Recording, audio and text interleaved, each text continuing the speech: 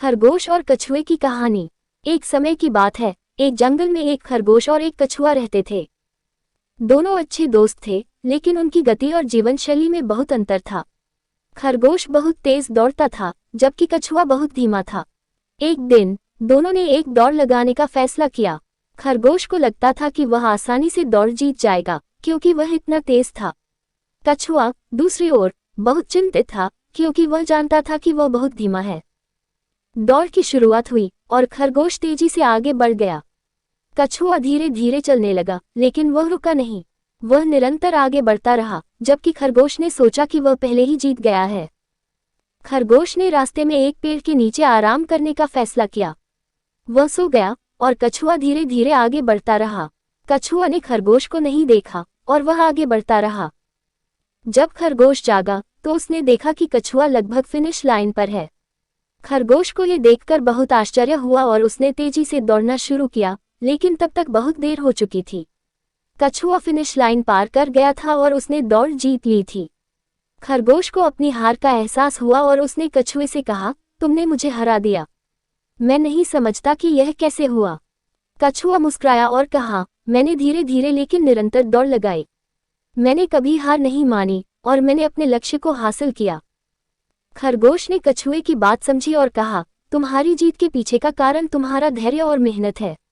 मैं तुम्हें बधाई देता हूँ। इस कहानी से हमें ये सीखने को मिलता है कि धैर्य, मेहनत और आत्मविश्वास के साथ हम अपने लक्ष्यों को हासिल कर सकते हैं, भले ही हम दूसरों की तुलना में धीमे हों। हमें अपने लक्ष्यों को हासिल करने के लिए निरंतर प्रयास करना चाहिए और कभी हार नहीं माननी चाहिए।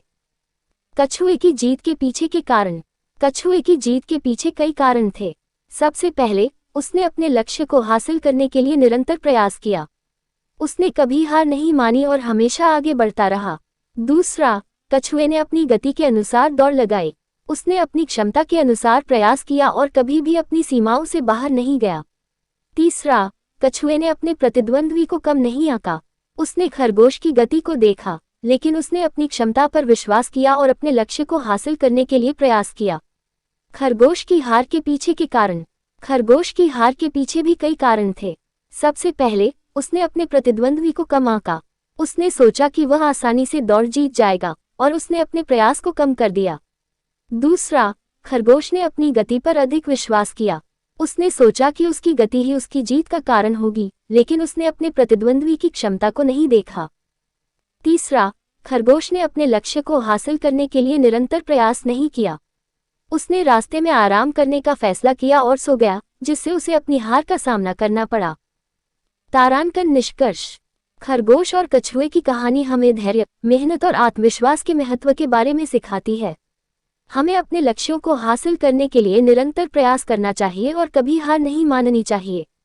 इस कहानी से हमें ये भी सीखने को मिलता है कि हमें अपने प्रतिद्वंद्वियों को कभी कम नहीं आंकना चाहिए, क्योंकि हर किसी की अपनी ताकत और कमजोरियां होती हैं। जीवन में अनुप्रयोग। इस कहानी को हम अपने जीवन में भी लागू कर सकते हैं। जब हम किसी लक्ष्य को हासिल करने के लिए प्रयास कर रहे होते हैं, तो हमें धैर्य और मेहनत के साथ काम कर। कौवा और लोमड़ी की कहानी। एक समय की बात है, एक जंगल में एक कौवा रहता था। वह बहुत ही सुंदर और आकर्षक था और उसके पास एक सुंदर आवाज भी थी। वह अपने दिनों को पेड़ों पर बैठकर गीत गाते हुए बिताता था।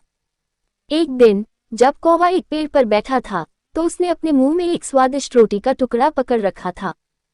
वह उसे खाने ही वाला था कि तभी एक लोमड़ी ने उसे देखा। लोमड़ी बहुत ही चालाक और चतुर थी। उसने कौवे को देखा और सोचा कि वह उसके पास से रोटी का टुकड़ा छीन सकती है। उसने कौवे से कहा, ओह, तुम कितने सुंदर हो। तुम्हारी आवाज भी बहुत ही मधुर है। क्या तुम मेरे लिए एक गीत गा सकते हो? कौवे को लोमड़ी की बातें सुनकर बहुत खुशी हुई। उसने सोचा कि वह अपनी आवाज का प्रदर्शन कर सकता है और लोमड़ी को प्रभावित कर सकता है। उसने अपना मुंह खोला और एक सुंदर गीत गाना शुरू किया।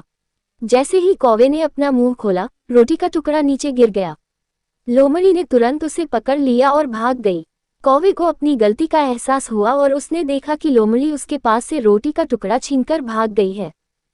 कौवे ने सीखा कि उसे अपनी चीजों का ध्यान रखना चाहिए और अज्ञात लोगों पर भरोसा नहीं करना चाहिए। उसने ये भी सीखा कि उसकी आवाज और सुंदरता का प्रदर्शन करने से पहले उसे सावधानी से सोचना चाहिए। तारांकन निष्कर्ष। कौवा और लोमड़ी की कहानी हमें सिखाती है कि हमें अपनी चीजों का ध्यान रखना चाहिए और अज्ञात लोगों पर भरोसा नहीं करना चाहिए। ये कहानी हमें ये भी सिखाती है कि हमें अपनी क्षमताओं और गुणों का प्रदर्शन करने से पहले सावधानी से सोचना चाहिए। जीवन में अनुप्रयोग। इस कहानी को हम अपने जीवन में भी लागू कर सकते हैं। जब हम अपने लक्ष्यों को हासिल करने के लिए प्रयास कर रहे होते हैं, तो हमें अपनी चीजों का ध्यान रखना चाहिए और अज्ञात लोगों पर भरोसा नहीं करना चाहिए। हमें अपनी क्षमताओं और गुणों का प्रदर्शन करने से पहले सावधानी से सोचना चाहिए। इन कहानियों से हमें जीवन के महत्वपूर्ण सबक मिलते हैं जो हमें अपने जीवन में सफलता प्राप्त करने में मदद कर सकते हैं।